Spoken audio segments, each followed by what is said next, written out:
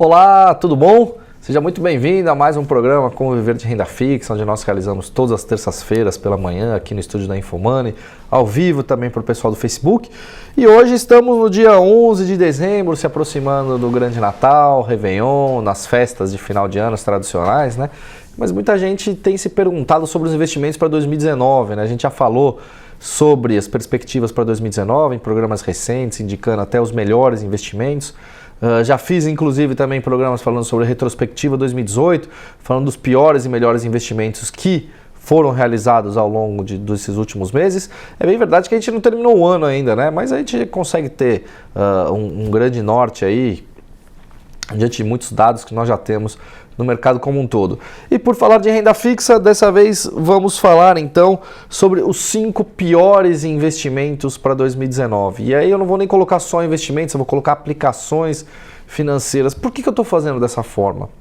Porque uma delas é a primeira, e aí em grande, em especial, que o brasileiro comum ele não tem como gerenciar isso, fica o fundo de garantia, né? O famoso FGTS, Fundo de Garantia por Tempo de Serviço. Por que eu estou colocando entre as 5 piores aplicações financeiras desse ano? Basicamente porque o FGTS ele tem um rendimento de 3% ao ano mais TR, que é a taxa referencial. Essa taxa ela foi implementada lá no início do governo Collor, não serve para absolutamente nada hoje. Para você ter uma ideia, a última remuneração, ou a última correção, melhor falando, da TR, foi em agosto de 2017, ou seja, nós já estamos mais de um ano sem correção na TR, e isso de fato mostra que a TR não serve para absolutamente nada. Com o FGTS rendendo 3% ao ano, o brasileiro trabalhador muitas vezes ele acaba sendo prejudicado nesse sentido em não ter uma mobilidade com esses recursos, né? Isso aí, inclusive, o governo federal poderia flexibilizar, né, essa possibilidade ou indexar a rentabilidade do fundo de garantia, a inflação, algumas sugestões que a gente dá no dia a dia, que seria importante para o trabalhador em geral, porque 3% ao ano, isso aí realmente é muito ruim, é abaixo da inflação anual praticamente todos os últimos anos, né? Se a gente for só levar em consideração, em 2016 ou 2017, se eu não me engano, nós tivemos o IPCA de 2,95%, ou seja, foi o único ano, nos últimos 20, que nós tivemos inflação abaixo dos 3%. Ou seja, em 19 anos, e isso praticamente no 0 a 0 com a correção do fundo de garantia, né?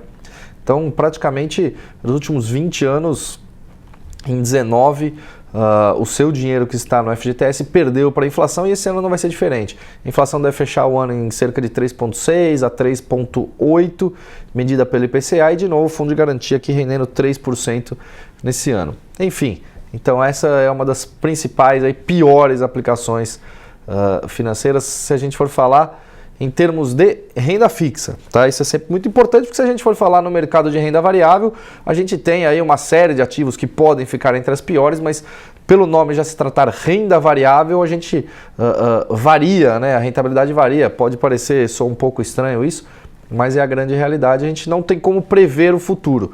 Isso seria uma previsão, então bola de cristal ninguém tem nesse sentido. Bom, uma outra das 5 que eu selecionei aqui é a gloriosa poupança, né? Não poderia ser diferente. A poupança que ela vem rendendo 0,37% ao mês, em função da taxa de juros estar estável em 6,5% ao ano. A poupança ela rende 70% da taxa Selic. Então, nos últimos meses ela teve uma rentabilidade de 0,37% ao mês. E nos próximos meses a perspectiva é que também continue dessa forma, em função da expectativa de que a Selic se mantenha em 6,5% pelo menos ao longo de todo o primeiro semestre de 2019. Esse ano de 2018 a poupança deve fechar com um rendimento aí de 4,6% e no ano que vem deve fechar cerca de 4,4%, 4,5% se essa taxa de 0,37% ao mês continuar, ou seja, se a taxa Selic, a taxa básica de juros do nosso país, continuar rentabilizando em 6,5% e com isso a poupança daria esse 0,37% ao mês. Enfim, então, para você ter uma ideia, se você tivesse, por exemplo, comprado um CDB que pagou 115% do CDI com vencimento de um ano, lá no final de 2017, em dezembro de 2017, com vencimento de 2018, você teria tido uma rentabilidade de quase 7,5%. É bem verdade que é uma rentabilidade bruta, mas mesmo assim é muito acima ainda da poupança, que vem pagando aí, ou que vai pagar 4,6%, né? São 3 pontos percentuais.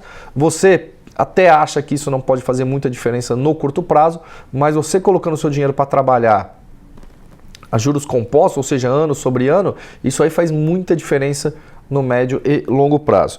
Enfim, já falei da poupança, falei do fundo de garantia, agora eu queria falar aqui, aproveitando dos CDBs, que eu comentei anteriormente, o CDB de 115% do CDI, claro que esses CDBs você encontra nas plataformas digitais de investimento, como no caso da Rico, da XP, por exemplo, porque nos bancos tradicionais de varejo você não encontra, né? Esse é um grande questionamento que eu quero fazer para você que tem um CDB, por exemplo, num grande banco. Você levar esse número para o gerente do seu banco e perguntar: olá, gerente, quantos por cento do CDI rende o meu CDB?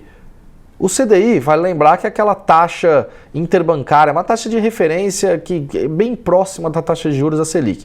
Ou seja, a Selic está em 6,5%, o CDI está em 6,4%. Então 100% do CDI é 6,4% ao ano.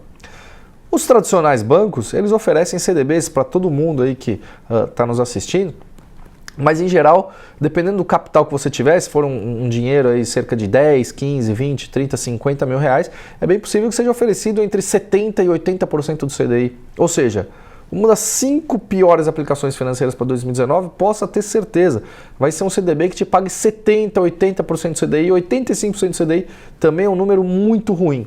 Então pergunte para o gerente do seu banco quantos por cento do CDI rende o seu CDB. Se for abaixo de 100%, pode ter certeza que já será um número ruim. Se for quanto menor, pior. Se for 80, ruim, péssimo. Se for 70, pior ainda, muito mal o rendimento. Você pode resgatar e realizar uma aplicação, por exemplo, numa plataforma digital de investimento, como eu falei da Rico, que vai te oferecer CDBs aí de um ano, de cerca de 115% CDI. Ou se você precisar da tal da liquidez diária, né, que é aquele resgate imediato, você pode procurar um número bem próximo dos 100% do CDI que você vai encontrar. Então, veja essa questão, que sem dúvida é muito importante. Bom, dentre as 5, eu tenho uma outra aqui para falar para vocês entre os piores investimentos para 2019 em renda fixa, que na minha visão estão os fundos de renda fixa com altas taxas de administração. Veja bem, você tem dinheiro aplicado num fundo de renda fixa? Se sim, veja quanto é a taxa de administração desse fundo. Se nós estamos com uma taxa de juros em 6,5% ao ano, se você aplica num fundo com uma taxa de administração de 3% ao ano, você já começa de largada 3,5%, tendo a sua rentabilidade máxima, né?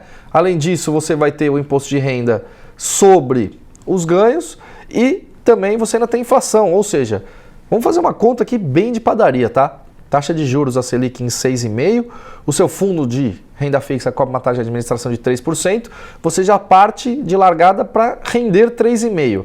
Ora, se a inflação tem uma expectativa em ficar próxima de 4%, o seu dinheiro aplicado vai render menos do que a inflação ao longo de todo o ano de 2019.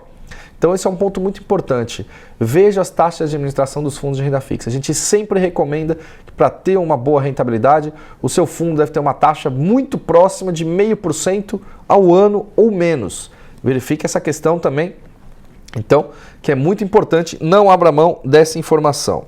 E por fim, nós temos aqui, entre as 5 piores, eu selecionei os fundos de previdência que cobram de você como investidor taxas de administração elevadas, taxa de carregamento, taxa de entrada, taxa de saída. Veja se o seu fundo de previdência cobra essas taxas todas. Sem dúvida, essa é uma informação muito importante para a rentabilidade de suas aplicações financeiras, não só para 2019, mas para todo ao longo da sua vida. Então, é importante verificar essa questão. Eu trouxe alguns dados aqui que eu achei muito interessantes. Veja só.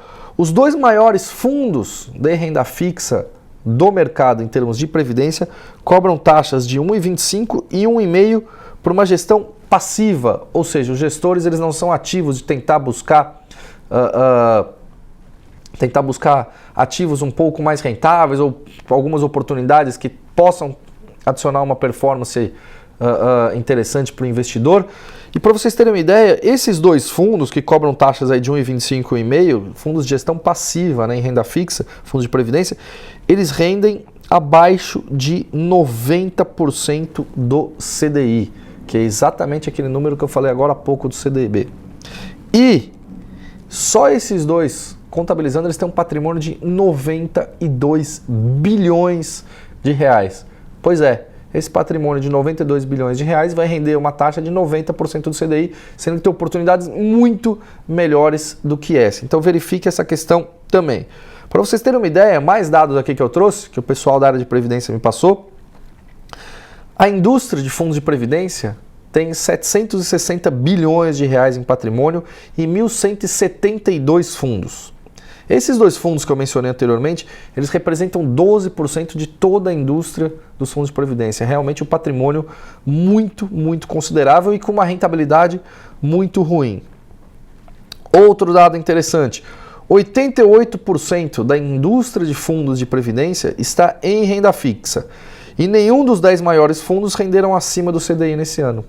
Isso, sem dúvida alguma, deve estar muito atrelado às taxas de administração, se há taxa de carregamento, taxa de entrada e saída, e também se a gestão ela é passiva ou ativa do gestor responsável por esse fundo. Ok? Então verifique essas questões. Claro que quanto menor a taxa de administração de um fundo de previdência, por exemplo, e aí em mais especial um fundo de gestão passiva, a sua rentabilidade vai ser ruim. Um fundo de gestão ativa, mesmo que ele tenha uma taxa um pouco mais elevada, ele pode ser interessante. Por quê? Porque o gestor toda hora está buscando alguma oportunidade no mercado financeiro para tentar rentabilizar melhor aquele fundo e propiciar maiores benefícios aos seus investidores. Enfim, esses são aí considerados, na minha visão, os 5 piores investimentos para 2019. Fique atento a tudo isso que a gente falou nesse vídeo e verifique esses dados caso você já tenha de fato algum investimento nessas aplicações. Então é isso, um grande abraço, até o próximo vídeo, tchau, tchau.